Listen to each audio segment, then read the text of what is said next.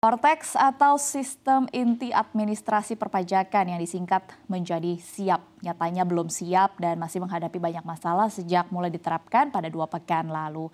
Untuk background pemirsa, Cortex ini sendiri adalah sistem perpajakan terpadu berbasis digital dalam bentuk aplikasi yang mulai diterapkan pada 1 Januari 2025 lalu. Nah, sistem ini sendiri mengintegrasikan berbagai proses bisnis yang berkaitan dengan urusan penyetoran dan juga pelaporan pajak oleh wajib pajak. Selama 2 pekan terakhir, pemirsa, pelaku usaha ini menghadapi macam-macam kendalanya, mulai dari kesulitan mendaftar atau mengakses atau login, kemudian tampilan UI UX yang juga tidak ramah untuk user atau tidak user friendly, kemudian kapasitas bandwidth yang terbatas sehingga bikin situs akhirnya gagal muat atau loading sampai akhirnya ketidaksesuaian data yang sudah ada di dalam website atau dalam aplikasi atau di dalam sistem.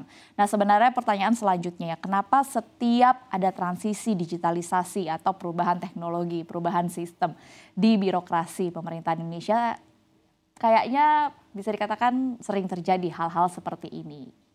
Ini kan kita bicara berkaitan dengan kesiapan sumber daya manusia atau anggarannya berkaitan dengan penyediaan bandwidth itu sendiri. Sebenarnya problemnya apa sih? Silakan.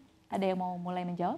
Iya, sebenarnya kalau dilihat dari keluhan pengusaha ya, pada 1 Januari sebenarnya ada 2 hal yang bikin pengusaha cukup geleng-geleng. Yang pertama, kebijakan PPN yang tiba-tiba berubah, artinya dia harus mengubah sistem, terus ada Cortex. Memang ini disiapinnya bukan baru belakangan ya, tapi udah jauh sebelum ini, mungkin sekitar tahun 2017 ide ini sudah ada gitu. Ya.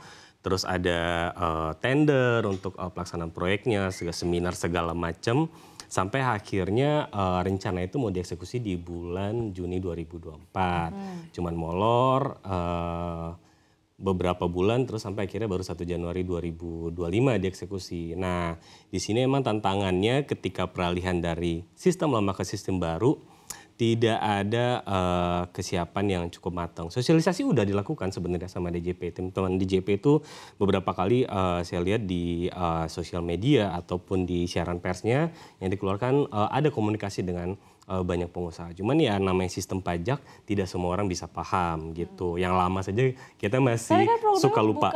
Bukan soal pemahaman kali ini, tapi bahkan untuk diakses saja website-nya nggak bisa.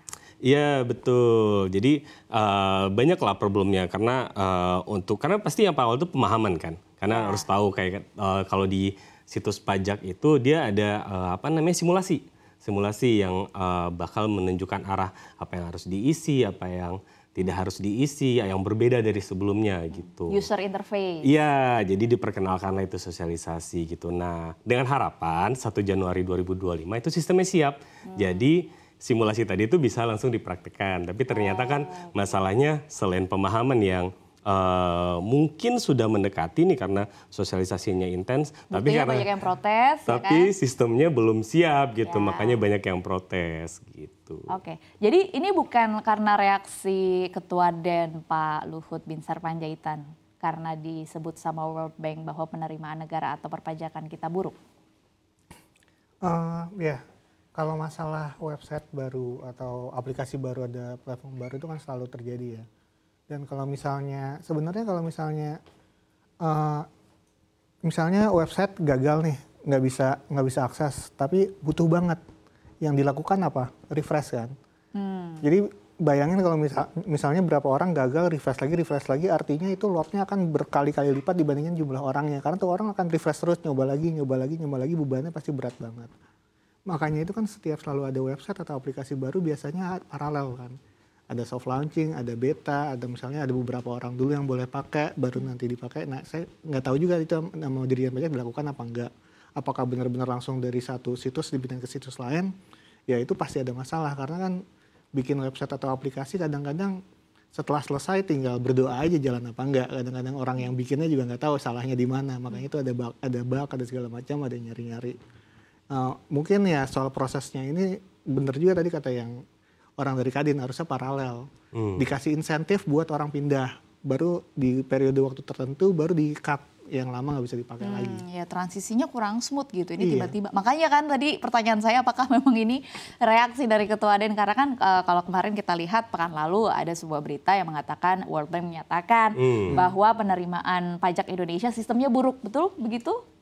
Maksudnya pajak di Indonesia itu sama seperti Nigeria yang memang tidak jauh dari negara berkembang yang ada gitu. Intinya sebuah kritik Iya betul. yang direspons oleh Ketua Den kita.